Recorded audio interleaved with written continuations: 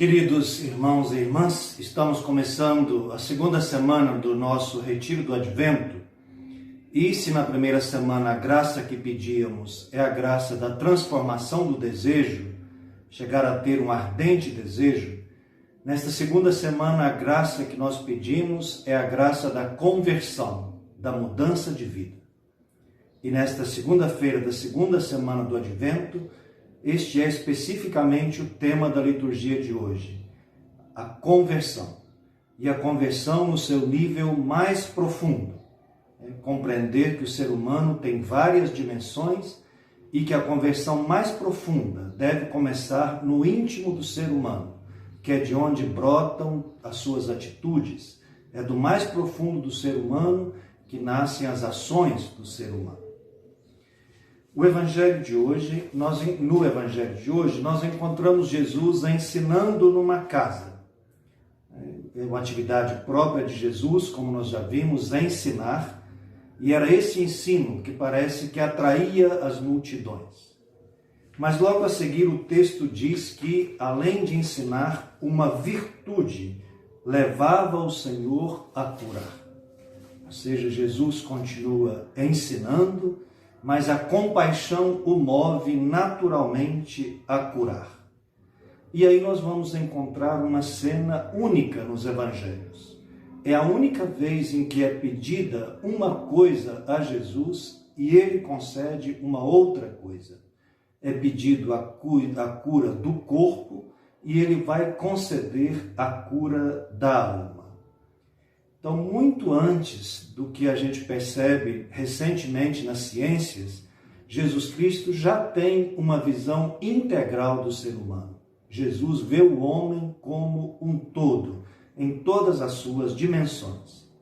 Um padre amigo meu da congregação a qual eu pertencia, o padre Lúcio, dizia que o ser humano tem 5 dimensões. A dimensão física, biológica, a do corpo, a dimensão afetiva, uma das mais importantes, a das relações com as pessoas, a terceira dimensão, a profissional, a realização do seu fazer, a quarta, a dimensão cultural, intelectual, a dimensão do saber, e a mais importante delas, a dimensão espiritual.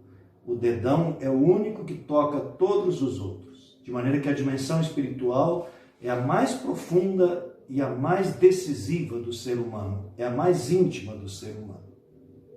Jesus tem essa visão do homem como um todo, e isso ficará claro no texto que nós veremos neste Evangelho. Hoje em dia também já é bastante claro para a medicina, para a ciência em geral, de que o que acontece no corpo do homem afeta a sua alma, e que o que acontece na alma do homem afeta o seu corpo. A gente somatiza. Quando a gente tem uma tristeza muito grande, por exemplo, a gente somatiza. Alguns perdem a fome, outros têm dor de estômago. Ou seja, o nosso corpo e a nossa alma, eles estão completamente ligados. Jesus sabe disso e percebe isso claramente. Isso aparece claramente no texto de hoje. 4 homens vão trazendo numa padiola um enfermo paralítico.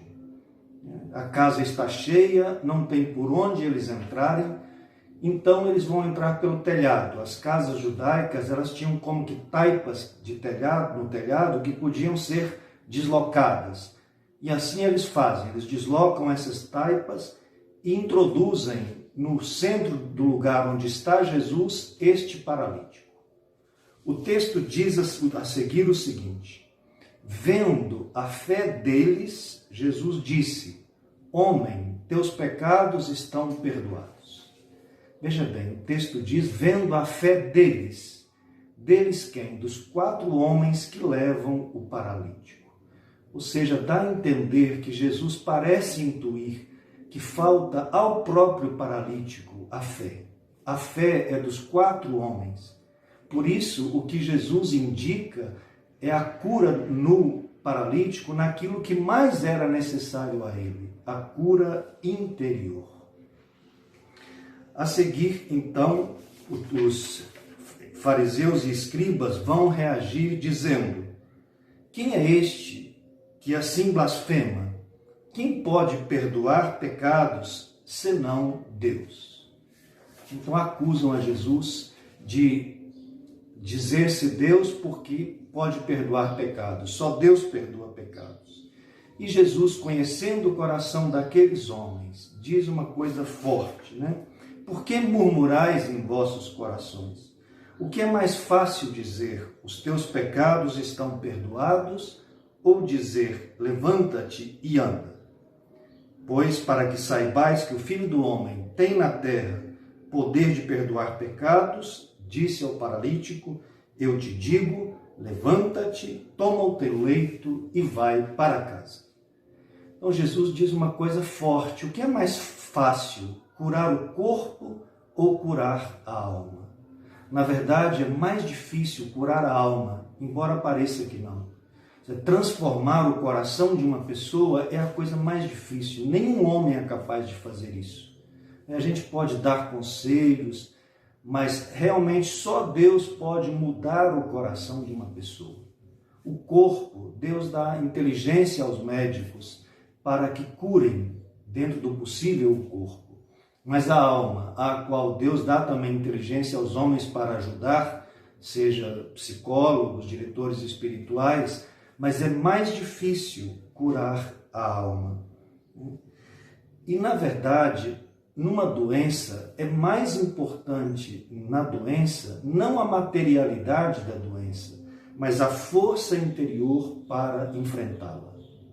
Eu sempre costumo dizer que, como padre, eu percebo, por exemplo, que às vezes a pessoa tem um câncer menos agressivo que outra pessoa, mas esta com um câncer mais agressivo, às vezes está muito mais revoltada, muito mais depressiva, entrega muito mais os pontos do que aquela que tem um câncer muito mais agressivo, porque aquela tem uma força interior muito maior do que a outra.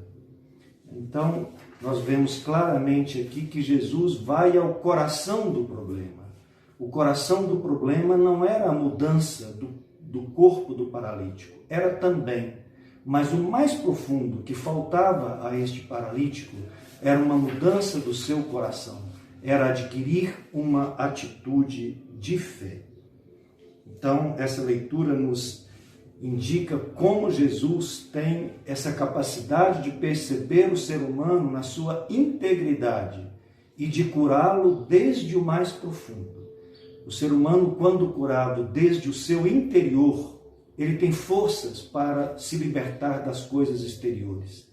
Mas se ele é curado somente no interior e lhe faltam as forças interiormente, a cura não vai para frente. É importante fazer uma correção aqui nesse texto, porque poderia levar a uma má interpretação quando Jesus diz ao homem, os teus pecados estão perdoados. Jesus não está querendo de maneira alguma indicar uma relação entre pecado e doença, como se fosse por causa do pecado está doente. No Evangelho de São João, Jesus diz claramente quando os discípulos perguntam a respeito daquele homem que é cego de nascença. Os discípulos perguntam, Senhor, quem pecou para que ele nascesse cego, ele ou seus pais? E Jesus responde, nem ele, nem seus pais, mas é para que se manifeste nele a obra de Deus. Santo Agostinho, como sempre, na sua genialidade, disse sobre esse tema o seguinte, que Jesus veio primeiro curar a alma e depois o corpo, como sinal da cura da alma. Olha bem, o século IV é uma intuição muito bonita de Santo Agostinho, que a teologia moderna corrobora completamente.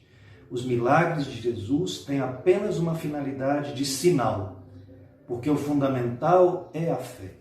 A fé possibilita o milagre e aumenta com o milagre. Mas Jesus nunca foi um curandeiro que apenas quisesse curar o corpo. O grande objetivo de Jesus é mudar as pessoas desde o seu mais profundo, desde o seu coração. Como diz Santo Agostinho, ele veio primeiro libertar a alma, e se liberta o corpo, é como sinal da libertação da alma.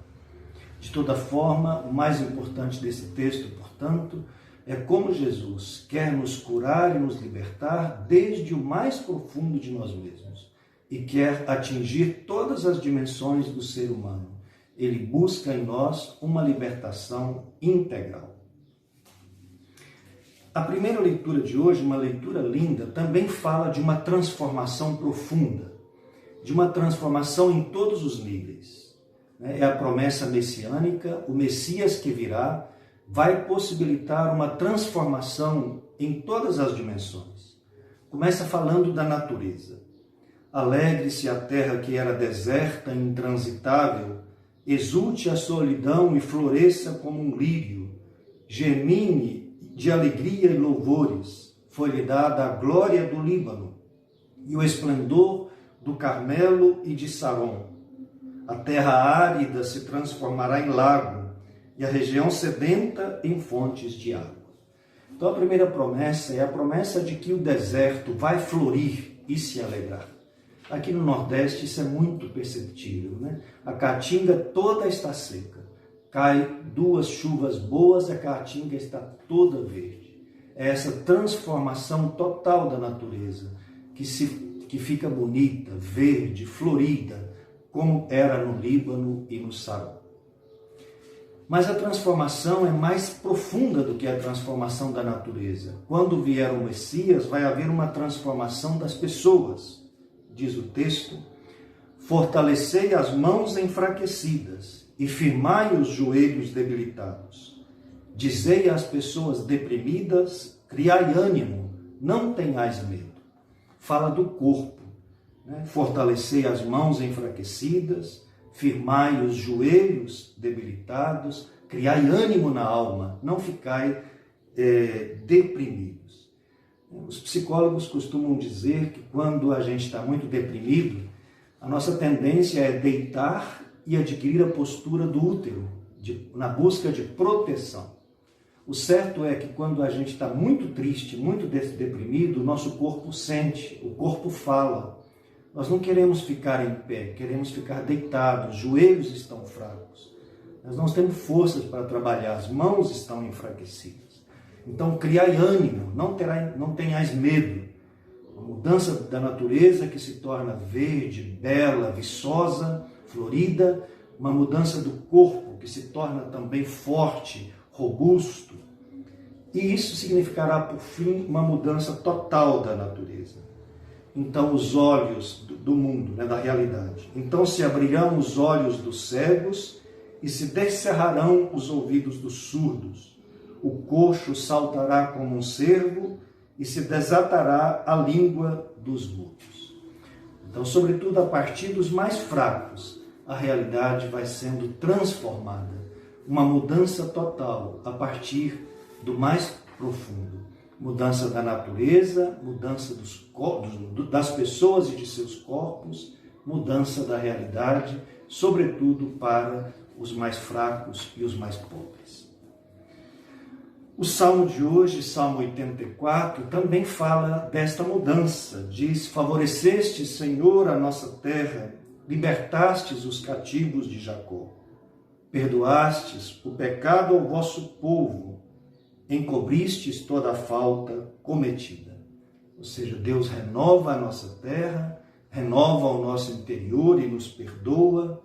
E o Salmo então continua pedindo: renovai-nos, nosso Deus e Salvador. Esquecei a vossa mágoa contra nós. O Senhor nos dará tudo o que é bom, e a nossa terra nos dará suas colheitas. O Senhor nos dará tudo o que é bom, e a nossa terra nos dará suas colheitas. Tudo. Deus vê o homem na sua integridade, porque foi Ele que fez o homem, em todas as suas dimensões. A libertação que Ele promete é uma libertação do corpo, das doenças, dos afetos, dos sofrimentos, a abertura da mente, a abertura da nossa capacidade de agir e, sobretudo, a abertura do nosso interior, da nossa vida espiritual. Então, para terminar, façamos, como sempre, algumas perguntas. Eu tenho consciência de que eu sou um todo, de que tudo aquilo que acontece no meu corpo influencia na minha alma, e o que acontece na minha alma influencia no meu corpo? Tenho consciência que sou um todo? Segundo, invisto na minha vida interior, que é de onde jorra a força para toda a vida? Sobre esse assunto eu me impressiono muito. É impressionante como as pessoas hoje em dia gastam tempo e dinheiro na sua transformação exterior. Cuidar do cabelo, cuidar de sobrancelha, academia. É um investimento em dinheiro e tempo impressionante com o corpo. Quem dera se todo mundo tivesse o mesmo investimento na vida interior. E a força para as outras coisas nasce do interior, não é do exterior. A gente deveria cuidar muito mais do interior do que do exterior. Terceira pergunta. O que posso fazer para renovar a minha vida desde o mais profundo? O que posso fazer para renovar a minha vida desde o mais profundo? Então, queridos irmãos, nesta segunda-feira da segunda semana, peçamos a Deus a graça da conversão, de uma conversão integral em todos os níveis e de maneira muito especial desde o nível mais profundo, o nível do nosso interior, que é de onde jorra a água viva que dá força para o resto da nossa vida. Assim